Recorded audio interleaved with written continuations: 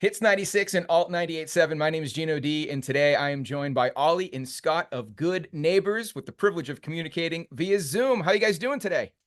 We're good. How's it going? It's going very well. Thank you so much for taking some time out of your schedules and talking with me. We are super excited about the music we've been playing. I know you guys have a North American tour on the way and lots going on in your world.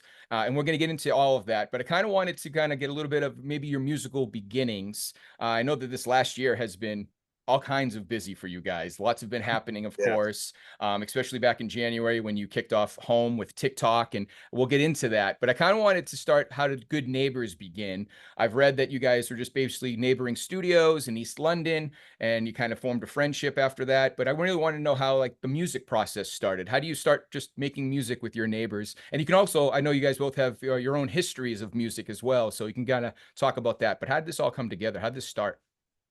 Yeah, I guess like we were both doing kind of similar things separately. We were both doing like separate artist projects, trying to do our own thing, and they kind of just fizzled out to the point where we just wanted to try writing with other people. So we both kind of ended up doing some writing and production for like other artists in London, and then just like keeping tabs on each other and like what we were working on. Yeah, and then just got to the point where we got a bit bored of that and kind of felt the need to like make something fresh and different from what everyone in London anyway was making.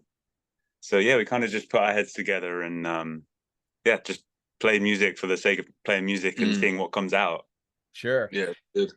Does your creative process change when it comes to working together? How did you guys kind of approach that when it came down to it, right? From the bottom of just starting from a brass tacks of an idea of a song, how has that creative process worked, or has it changed since you guys have been working together? I think because we approached it not as like this is going to be a band. It was purely at the time like an exercise for us. We were like, we've got a bit of spare time. Let's just get in and have fun and jam because it's kind of the last thing you do when you are in this like writing circle. And so when we got in, there was just a big blank canvas, I guess, and there was no aim.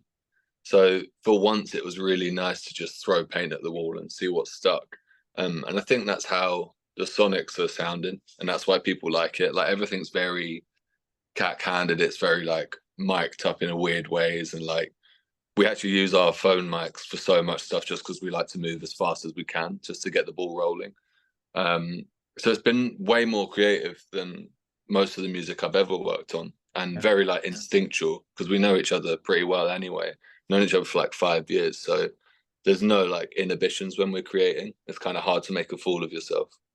Right. That must be kind of exciting to kind of approach it in a new way than to have it be more of a fast pace compared to maybe what you're used to. Yeah, 100%. So good. Excellent. And you guys have released a handful of songs. We'll start off in the beginning, though. We'll get into them a little bit here and there. But your debut single, Home, took off like a rocket. It was teased on TikTok. Let's walk through the process of that one. That's the one that we're currently playing on Alt 98.7 and Hits 96. And we're going to play that for people as they listen to this interview as well. So let's talk about that. How did that come together? What's the song about? And what should we know about it the next time we hear it? I mean, I guess it kind of came about by accident, weirdly. Like we were kind of set on the music we'd made last year and we were super happy just getting ready to put that out. And then, yeah, that chorus of Home kind of just came around like Christmas time when we were just noodling and we thought it was good, but like didn't think anything crazy of it. Kind of parked it for a little bit. And then, yeah, maybe like a week later, put it on TikTok and just as like an experiment, you know, and then Sure. it kind of went nuts and we had to kind of work backwards and finish the verses after that and figure out the structure of the song last. It's pretty Is it weird. isn't it wild how TikTok or something like TikTok, a platform like that, has just really changed the game for numerous ways of going about life almost? Yeah, Yeah, totally. it's wild. It really is. It's incredible. So, well, congratulations on the success behind that. Of course, that allows you guys to now release follow-up songs, including "Keep It Up," which is a song that I absolutely love. Captures a sense of nostalgia, a little bit of optimism there, especially considering the origins of the song, if I'm not mistaken, kind of during a challenging time. So, how did Mm. that track come to life? What should we know about that one? That one is, yeah, like you say, our big thing here is like trying to put at least a positive spin on some of the more trickier problems that life throws at us. And so that one, I think I've been fired from like my fourth part-time job trying Right. to make rent in London because it's just so expensive. Um, and I just saw Scott, and Scott was in the studio just playing those 3 chords about that are just this like infectious, really, like you say, optimistic sounding song. And I needed to just get the message out of just like, I hate these like big corporate industries and all of this stuff. And I was talking about that in the chorus, and it just for some reason fit, which really helped us sort of form this identity of flipping stuff that can be a bit mundane and a bit like everyday life problems, like losing your job or whatever.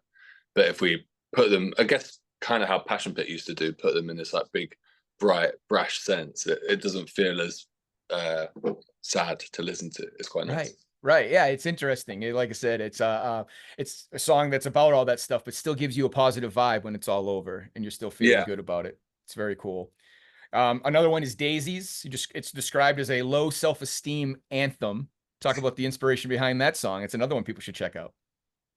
Yeah, that was a funny one. So Scott was in the studio on his own that day that it was written, and I was just going through a time personally where I was like, I don't really like how I'm looking, how I'm feeling at the moment. It was shortly after that period, funny enough, where I'd been fired. So I was obviously going through it a bit. But this like track came through into like my WhatsApp, and it was just so like colorful and bright. And in the chorus, it was Scott was saying like a dummy lyric of like, I could cry. And I was like, how could I possibly flip it in my situation? And my partner at the time was just making me feel better about myself and sort of asking me to see myself through her eyes.